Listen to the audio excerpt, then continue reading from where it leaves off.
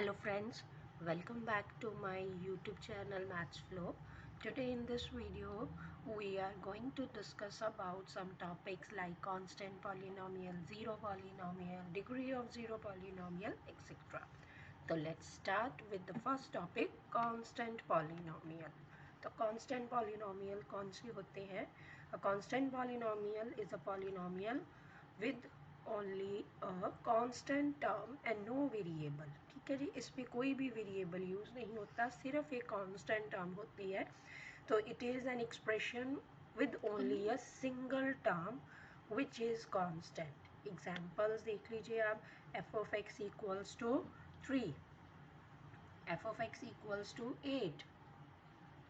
ठीक है जी, कांस्टेंट पॉलिनोमियल सिंगल टर्म होती है, कोई वेरिएबल यूज नहीं होता. देखिए जैसे हमने एग्जांपल अभी की 3 एंड 8, तो यहाँ पर सिर्फ एक ही टर्म है हमारे पास, कोई भी वेरिएबल साथ में नहीं लगा हुआ, ये कांस्टेंट टर्म है, तो इसी को हम बोलते हैं कांस्टेंट पॉलिनोमियल्स. ठीक है.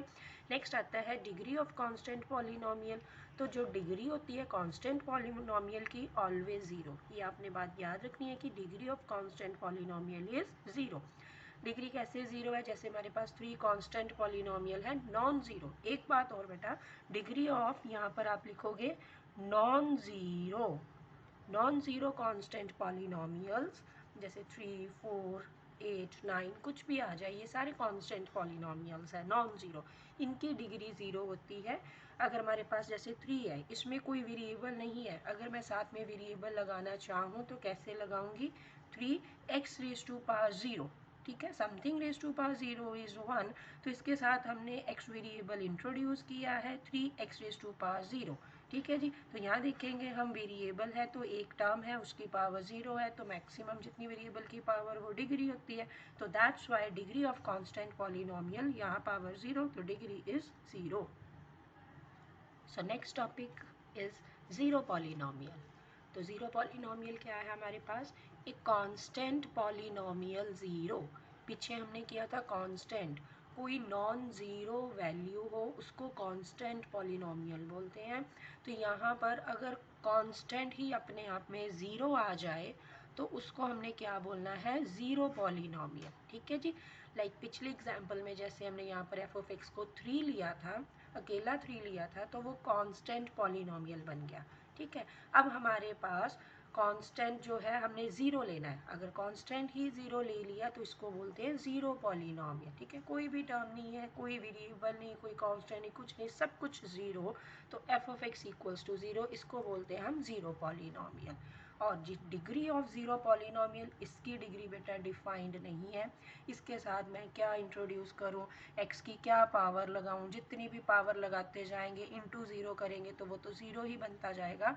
तो that's why degree of zero polynomial is not defined. So next topic बेटा, zeros of a polynomial. The zeros of a polynomial are the values of the variable for which the value of the polynomial becomes 0. तो zero of polynomial क्या होती है? इसको root of polynomial भी बोलते हैं. यहाँ पर देखिए हमारे पास एक पॉलिनोमियल है पी ऑफ एक्स. ठीक है जी, P of x equals to x cube minus 3x² minus x plus 3. तो अब यहाँ पर हमने इसकी ज़ीरो निकालनी है, तो ज़ीरो का मतलब कि मैं यहाँ x की कौन सी वैल्यू पुट करूँ ताकि मेरे पास इस पॉलिनोमियल का आंसर ज़ीरो आ जाए. तो यहाँ पर हमने क्या किया? 3 पुट किया है. जैसे ही मैंने पॉलिनोमियल में x को 3 पुट किया तो पॉलिनोमियल का आंसर क्या आ गया?